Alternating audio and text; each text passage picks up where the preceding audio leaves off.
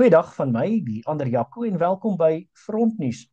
In die reeks waar ons kyk na unieke oplossings vir unieke probleme, staan ons vandag in Midvaal stil.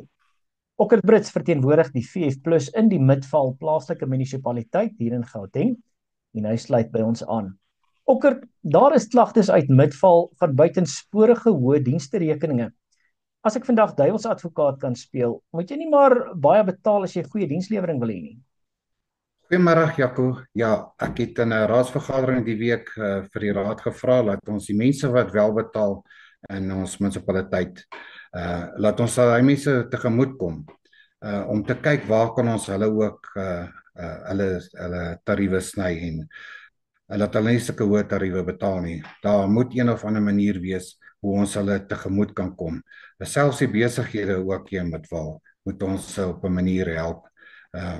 Die besighede trek swaar in die land en ek voel net van Midvaal se kant af moet ons hulle ook tegemoet kom, Jaco.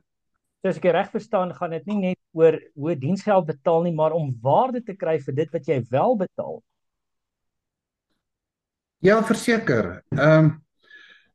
Ons mense in Midvaal kry goeie waarde vir hulle geld, dit is verseker so. Maar ons kan nog beter gaan. Ons sal kyk waar ons die mense kan help wat wel betaal. Hoe kan ons hulle tegemoet kom?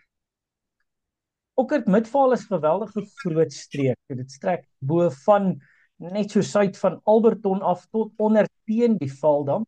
Maar dis ook 'n goeie voorbeeld van waar die VF+ in Gauteng al verskeie rolle in regering vertolk het. Wat is die VF+ se raadslede se taak in Midvaal?